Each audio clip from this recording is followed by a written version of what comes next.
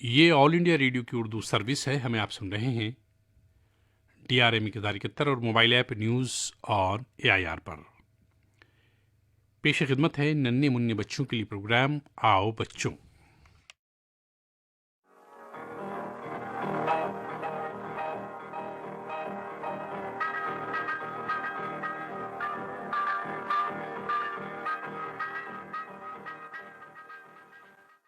आओ बच्चों प्रोग्राम के तमाम सामीन की खिदमत में नईम का पुरखुलूस आदाब और सभी नन्हे दोस्तों को भी मेरा आदाब।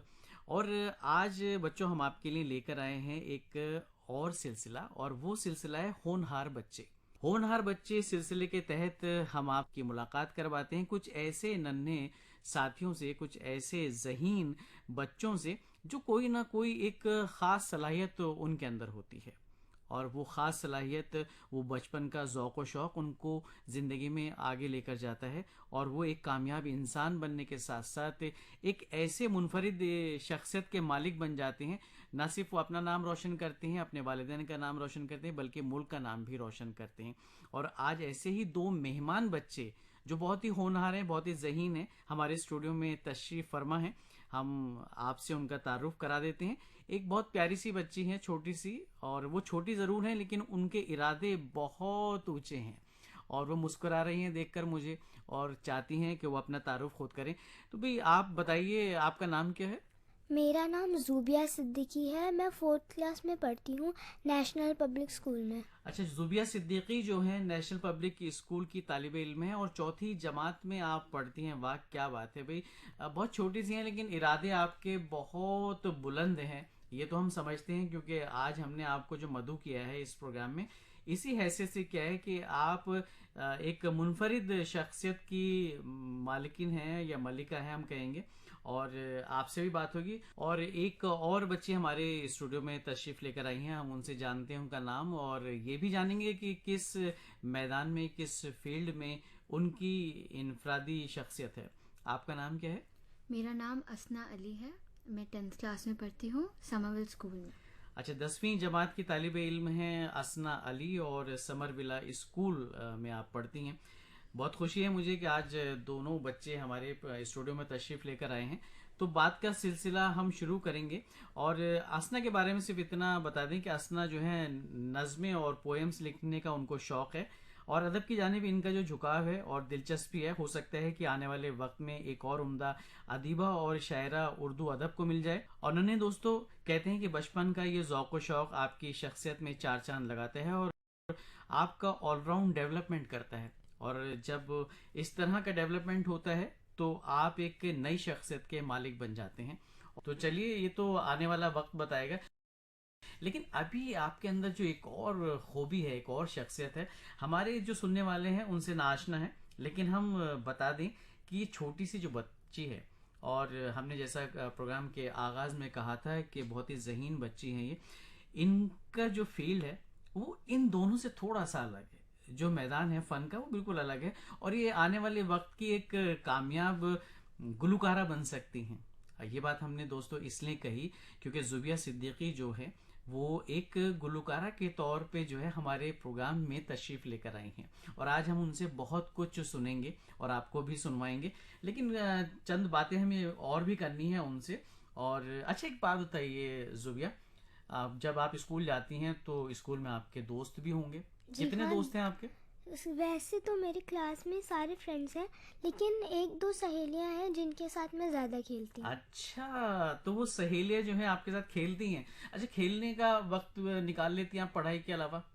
क्योंकि आप जो है, क्योंकि जैसा हमें पता चला है कि मौसीकी से आपको बहुत ही ज़ौक़ व शौक़ है मौसीकी का, और इन सब के लिए कैसे आप वक्त निकालती हैं? जी हाँ, स्कूल की पढ़ाई तो मेरा फर्स्ट प्रेफरेंस है, और सभी का होना चाहिए, जो कि ज़रूरी भी है। बिल्कुल सही कहा आपने। देखिए, पढ़ाई को अगर हम फ़ौक़ियत नहीं देंगे तो फिर बड़ा मुश्किल हो जाता है, क्योंकि जब हमें कामयाबी अगर हासिल करनी है तो उसके लिए काबिलियत और ज़हानत हमारे अंदर होनी चाहिए। फिर आप कोई भी मैदान चुन सकते हैं, किसी भी फील्ड में जा सकते हैं और कामयाबी हासिल कर सकते हैं। अच्छा जुबिया, ये तो पढ़ाई की बात हो गई। आपने कहा कि आपको ये दोनों सब्जेक्ट्स जो हैं बहुत अच्छे लगते हैं, साइंस और आप आर्ट का जिक्र किया था। लेकिन एक बात बताइए, इसके अलावा जो है आपके क्या ज़ौक़ व शौक़ है, हॉबीज़ क्या-क्या हैं आपकी? मुझे क्राफ्ट, ड्राइंग और म्यूज़िक पसंद है। हाँ, अब ज़ाहिर-सी बात है, अभी देखिए म्यूज़िक या मौसीकी की अगर बात करें तो वो तो आपको पसंद होना ही है क्योंकि आप खुद एक अच्छी गुलकारा हैं और होना चाहती हैं आप। मेरे पास एक गज़ल भी है। गज़ल है, क्या बात है! चलिए तो पहले आपसे गज़ल सुन लेते हैं, उसके बाद ये बातचीत का जो सिलसिला है उसे जारी रखेंगे।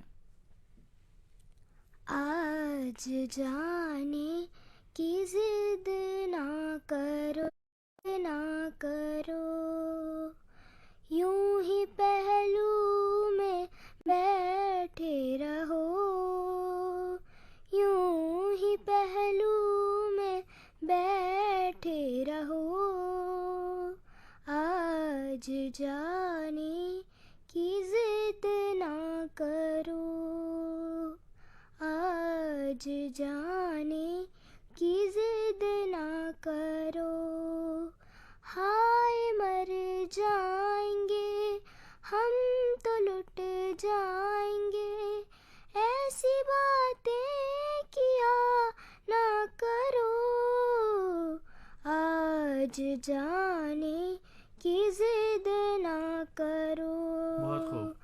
आज जाने की जिद ना करो, तुम ही सोचो जरा क्यों न रोके तुम्हें, तुम ही सोचो जरा क्यों न रोके तुम्हें, जान जाती है जब उठ के जाते हो तुम, जान जाती है जब उठ के जाते हो तुम, तुमको अपनी कसम जान जा, बात इतनी मेरी मान लो, आज जाने की जिद ना करो, आज जाने की जिद ना करो, वक्त की कैद में जिंदगी है मगर, वक्त की कैद में जिंदगी है मगर, चंद घड़ियाँ यही हैं जो आज़ाद हैं, चंद घड़ियाँ यही हैं जो आज़ाद है, उनको खो कर मेरी जाने जा, उम्र भर ना तरसते रहो, आज जाने की जिद ना करो, आज जाने की जिद ना करो, कितना मासूम रंगीन है ये समा, हुस्न और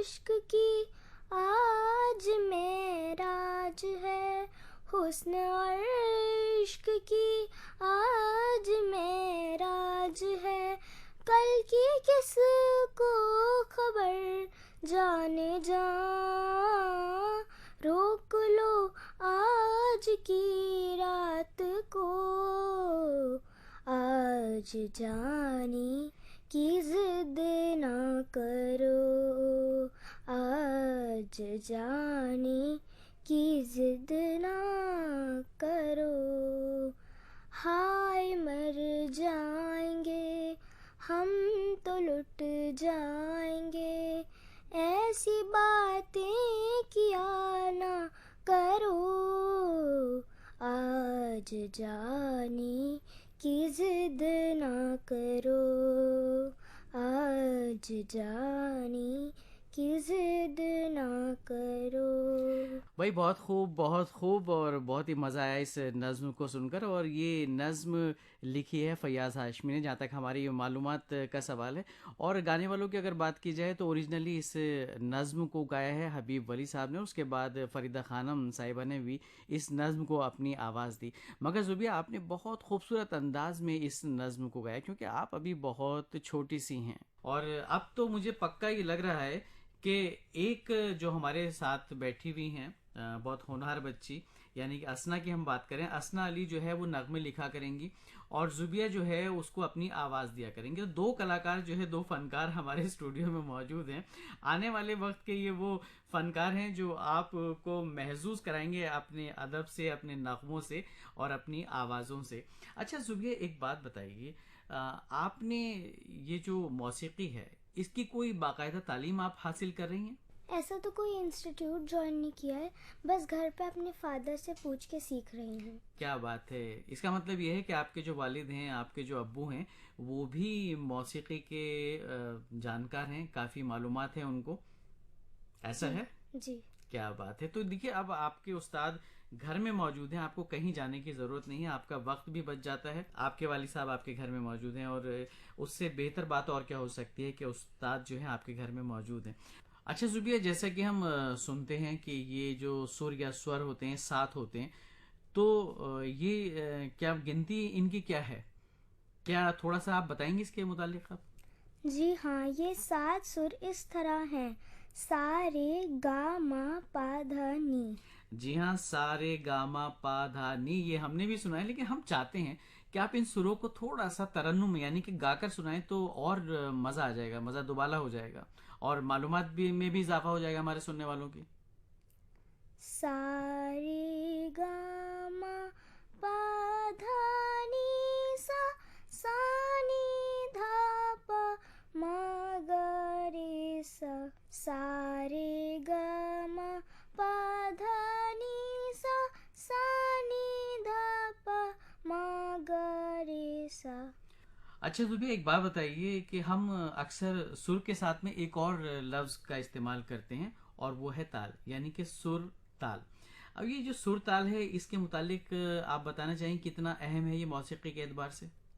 जी हाँ, ताल तो बहुत ही अहम चीज़ है। इसका सिर्फ सुर या संगीत से नहीं बल्कि एक आम आदमी की ज़िंदगी से भी बहुत गहरा रिश्ता है। अच्छा, क्या बात है, बड़ी मालूमाती बात आपने बताई।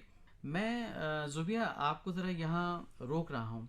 आपने जो ये आम आदमी की बात कही, क्या ये क्या है? मैं कुछ समझा नहीं इससे, ज़रा समझाएंगे आप हमें? जी हाँ, आम आदमी का मतलब वो जो संगीत नहीं जानता और अच्छा, जो संगीत मौसीकी नहीं जानते, आप उनकी बात करेंगे, एक आम आदमी। वेरी गुड, क्या बात है। और संगीत का कोई शौक भी नहीं रखता, वो भी ताल और लय से जुड़ा हुआ है। अच्छा, लय मतलब स्पीड? जी हाँ, जब हम कोई काम शुरू करते हैं तो एक ताल यानी ख़ास चाल तय कर लेते हैं और एक लय या स्पीड भी देते हैं। अच्छा, आपका मतलब कोई भी काम से? जी हाँ, जैसे कि एक आरी से लकड़ी काटना, पत्थर की सिल पर आपने देखा होगा कोई मसाला पीसता है, कोई डांस करता है, यहाँ तक कि हमारा पैदल चलना भी। ये सभी काम एक ताल में और लय के साथ होते हैं। ओह, यानी अगर हमारे दिल से ताल और लय की बात कहें तो इसका मतलब तो ये होगा, जो हमारा दिल जब धड़कता है या नब्ज हमारी हरकत करती है तो वो भी एक सुर और ताल के साथ, मतलब उसमें भी लय होती है, ताल होता है। तो आपका कहने का मकसद ये है। बहुत ही अच्छी बात आपने बताई। अच्छा, एक बात बताइए कि आप हमें किसी एक ताल की मिसाल देकर बताएंगी? जी हाँ, एक ताल है जिसको हम दादरा ताल कहते हैं। दादरा ताल में 6 मात्रे या बीट्स होती हैं। अच्छा।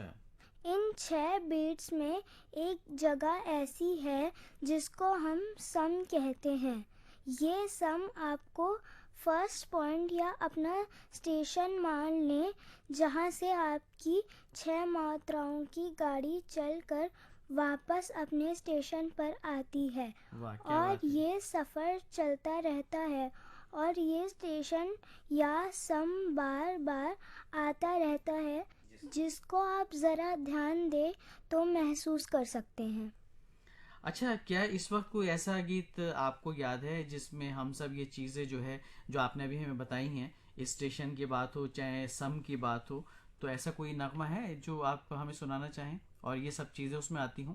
जी हाँ, तेरे सुर और मेरे गीत दोनों मिलकर बनेंगी प्रीत। तेरे सुर और मेरे गीत, दोनों मिलकर बनेंगी प्रीत। तेरे सुर और मेरे गीत, धड़कन में तू है समाया हुआ, ख्यालों में तू ही तो छाया हुआ।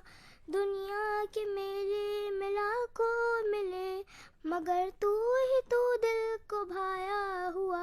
मैं तेरी जोगन तू मेरा मीत, दोनों मिलकर बनेंगे प्रीत। तेरे सुर और मेरे गीत, दोनों मिलकर बनेंगे प्रीत। तेरे सुर और मेरे गीत। बहुत खूब, बहुत अच्छा भी मज़ा आ गया ये नगमा सुन के। और आपने क्लासिकी जो राग पर मबनी फिल्मी नगमे होते हैं उनमें से एक नगमा आपने पेश किया, बड़ी खुशी की बात है। और देखिए वक्त रहा तो हम आपसे और भी कुछ सुनेंगे और भी कुछ जानना चाहेंगे मौसीकी के बारे में। लेकिन अब हम रुख करते हैं असना अली की जानिब, क्योंकि असना अपनी बारी का इंतज़ार कर रही हैं और बहुत देर से वो सोच रही हैं कि हम भी बातचीत का सिलसिला एक बार उनसे शुरू करें। तो असना, आपसे हम ये जानना चाहेंगे कि आपने अपने बारे में ये तो बता दिया, अपने मुतालिक आपने अपना जो तारुफ है वो दिया कि आप 10वीं जमात की तालिबे इल्म हैं और आप किस स्कूल में पढ़ती हैं ये भी बताया आपने।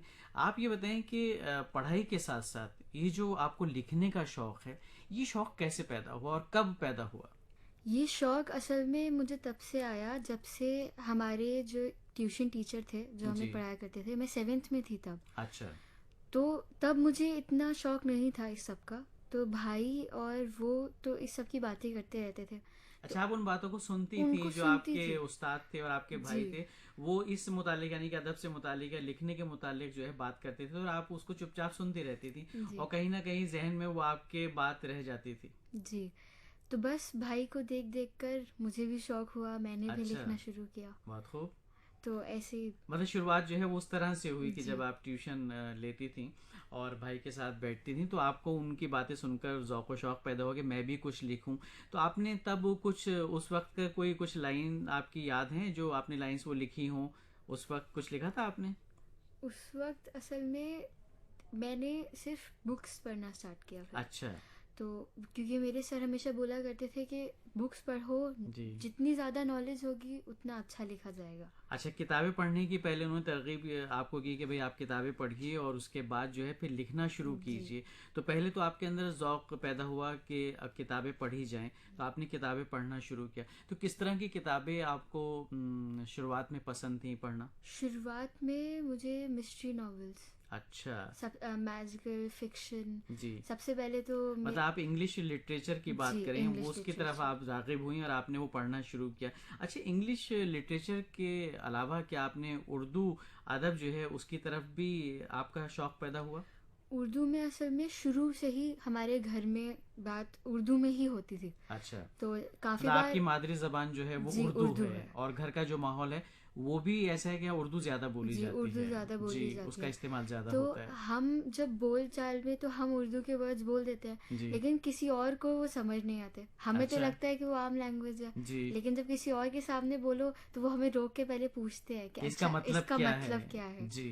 हालांकि बड़ी शीरी ज़बान है जी। उर्दू की अगर बात की जाए तो। और जो आजकल की उर्दू है वो बड़ी आम फहम ज़बान है जिसमें हम जिसे हिंदुस्तानी ज़बान कहते हैं और वो सबकी समझ में आती है, क्योंकि जो उर्दू एक ऐसी ज़बान है इसमें और तमाम ज़बानों के जो अल्फाज हैं वो भी शामिल हैं और इसीलिए उर्दू का मतलब ही है, देखिए लश्कर कहा जाता है तो इसीलिए कहा जाता है। तो ये तो बात हो गई कि आपने शुरुआत में किताबें पढ़ना शुरू की। अच्छा, आपने फिर बाकायदा लिखना कब शुरू किया? बाकायदा लिखना मैंने 8th में शुरू किया था, जब मेरा एक क्रिएटिव राइटिंग कंपटीशन था। अच्छा। उसके लिए मैंने अपनी पहली पोएम लिखी थी। अच्छा, पहली पोएम लिखी थी एक जो मुकाबला था उसके तहत, जी। मतलब आपने उसमें पार्टिसिपेट किया। अच्छा, इसका मतलब ये कि शुरुआत आपने एक पोएम से की, आपने एक इंग्लिश में, मतलब पहले शुरुआत इंग्लिश से हुई, पोएम लिखी थी। अच्छा, उसके बाद आपने उर्दू में भी कुछ लिखा? जी, मैंने उसके बाद उर्दू में भी लिखना शुरू किया। अच्छा, उर्दू में भी लिखना शुरू किया। तो उर्दू में आपने क्या लिखा था वो हम सुनना चाहेंगे और अपने सामीन को भी सुनवाना चाहेंगे। बात है कुछ अरसे पुरानी, बिल्कुल सच्ची है ये कहानी। हुआ करता था आसमां ऐसा भी कभी, जैसे हो कोई चादर मोतियों से जड़ी। टिमटिमाते तारों का सागर जो आसमां को जगमगाते थे, रात के अंधेरे को दूर कर वो मेरे दिल को बहलाते थे। तारे तो थे बेशुमार लेकिन उंगलियां नहीं कर सकती थीं शुमार। राहगीरों को राह दिखाते थे तारे, साथ देते थे उनका बिना थके हारे। शायरों की शायरी थे तारे, बेख्वाब आंखों का साथ थे तारे। जब देखा रात को एक बार, जब देखा मैंने ध्यान से, आया दिल में एक सवाल चुपके से मेरे ख्याल में। कहाँ गए वो तारे जो हुआ करते थे बेशुमार, गिन गिन कर जिनको मिलता था दिल को करार। खो गए हैं क्या कहीं दूर जाकर, या रूठ गए हैं हमसे हमारी हरकतों से घबराकर। उड़ा दी है हमने आसमां को धूल की चादर, पूरा नहीं होता हमारी ख्वाहिशों का सागर। कैसे लाए वापस हम इनको मनाकर, इंसान को शर्मसार कराकर। वाह भाई, क्या बात है, बड़ी खूबसूरत नज्म आपने लिखी। और ये नज्म जो है ये बताती है कि आने वाले वक्त में आप कितनी कामयाबी हासिल करेंगे। क्योंकि देखिए किसी एक ऐसे शख्स के लिए जो सिर्फ 8वीं जमात में पढ़ता हो, उस वक्त जब आपने ये लिखनी शुरू करी थी, और लिखने की शुरुआत आपने वैसे यूँ तो 7वीं जमात से आपने बताया, उसके बाद फिर आपने पोएम लिखी, एक मुकाबले में आप शामिल हुई थी, कंपटीशन था वो स्कूल में, और उसके बाद फिर आपने ये नज़्म लिखी, तो बहुत ही खूबसूरत नज़्म है। और इसके अलावा अच्छा एक बात बताएं, आप ये जो नज़्म आपने लिखी, तो आप किसी शख्सियत से मुतासिर होकर आपने लिखी थी या क्या ख्याल आया? ये ख्याल असल में किसी इंसान या किसी बड़े शख्स से नहीं था। जी असल में जो आजकल बातें चल रही हैं कि हमारा आसमान जो है जी। बिल्कुल तारे गायब हो गए हैं वहाँ से। अच्छा शुरू में हम सुना करते थे कि हमारे जो अम्मी अब्बू थे जी, वो रात को छत पे जाकर पूरे तारों से तारों का भरे नजारा करते थे, बहुत आसमान खूबसूरत के जो नीचे मंजर देखते हुआ थे। करता था रात का। लेकिन अब जी। जब हम जाते हैं तो एक दो तारे मुश्किल से हमें नजर आते हैं। अच्छा तो इस ख्याल पर मैंने ये लिखी थी। अच्छा, आपने तसव्वुर किया कि जो पहले मतलब वो बातें होती थी अब क्यों नहीं होती। देखिए अब क्यों उसमें जाहिर सी बात है कि जो माहौल जो तब्दील हो रहा है, और माहौलियात में ख़ास तौर पे जो तब्दीली आई है, उसकी वजह से ये इन सब पे भी फ़र्क पड़ा है। और जाहिर सी बात है कि रातें अब उतनी सुहानी नहीं होती, आप ये कह सकते हैं, क्योंकि इतनी जो इमारत हैं वो बन गई हैं, और जितने भी जंगल थे वो अब थोड़े कम होते जा रहे हैं, उनकी जगह पे बड़ी बड़ी इमारतों ने जगह ले ली है। तो उससे जो हमारा एटमॉस्फेयर है वो भी तब्दील हुआ है, काफ़ी फ़र्क आया है।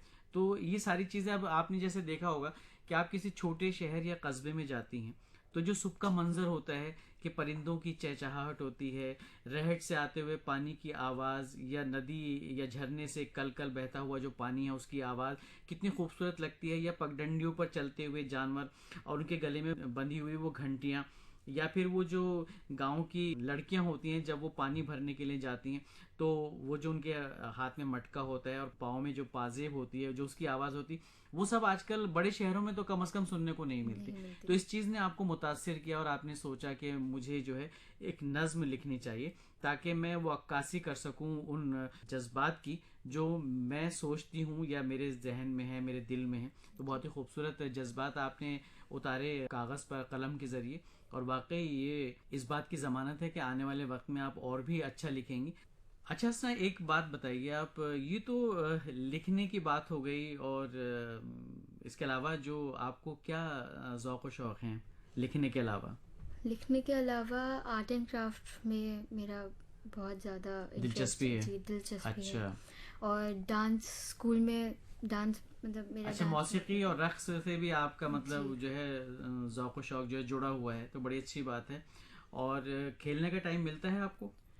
खेलने का असल में घर आजकल तो घर ऐसे हो गए कि बाहर जाने में कोई कॉलोनीज वगैरह नहीं होती, तो ग्राउंड ही नहीं मिलता खेलने के लिए, तो जितना होता है वो स्कूल में सब अच्छा, पीटी स्कूल में पीरियड। आप जो है वो वक्त देती हैं खेलने के जी। लिए, घर पे आपको वक्त नहीं मिलता नहीं मिल क्योंकि पाता। पढ़ाई आजकल बहुत ज़्यादा मतलब रहती है, और आपके पास उतना वक्त भी नहीं रहता, क्योंकि आपको अगर कुछ लिखना चाहती हैं तो उसके लिए भी आपको उसके अलग लिए से भी वक्त टाइम चाहिए, जी। और दूसरा जो आपकी स्कूल की पढ़ाई है उस पर भी आप तवज्जो देती हैं, और जाहिर सी बात है कि तवज्जो नहीं देंगी तो फिर एक अदीबा कैसे आप बनेंगी, तो उसके लिए आपको वक्त दरकार होता है। और वक्त की कमी आजकल हर शख्स जो है उसकी शिकायत करता है कि हमारे पास वक्त की कमी है, कि वो बहुत ही तेज़ रफ्तार भागती दौड़ती ज़िंदगी से थोड़ा सा वक्त अपने लिए निकालना भी बड़ी मुश्किल बात होती है। लेकिन बहरकैफ बहुत ही खुशी की बात है कि आप थोड़ा वक्त निकालती हैं और काफ़ी कुछ लिखती हैं। अभी तो हमने चंद चीज़ें जो हैं यानी कि नज़्में कहें कि नज़्म वगैरह सुनी है, आपने कुछ पोएम भी लिखी हैं, वो आपने बताया था, बड़ी अच्छी बात है।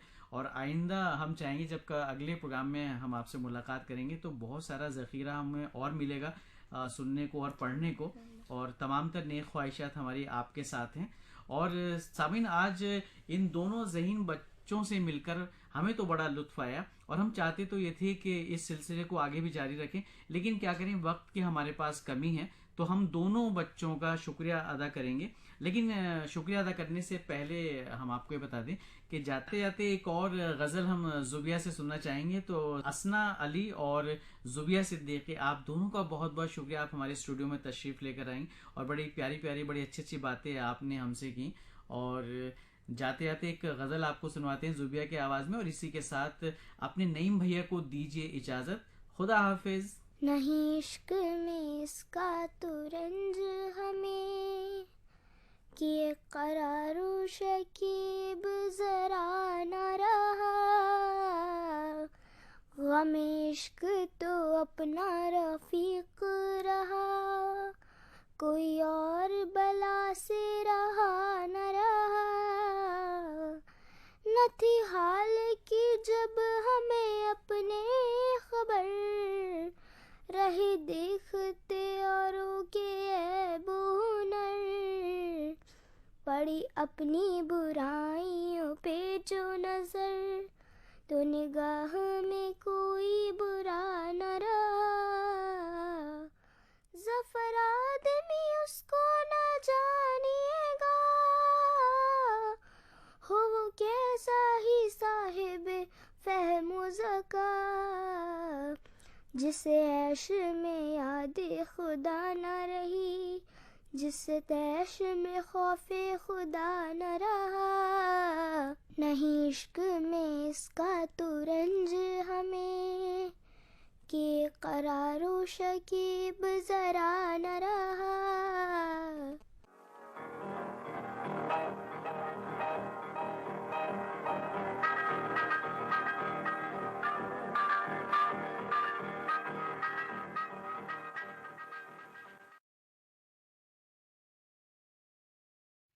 सामीन, आप सुन रहे थे प्रोग्राम आओ बच्चों। ये ऑल इंडिया रेडियो की उर्दू सर्विस है।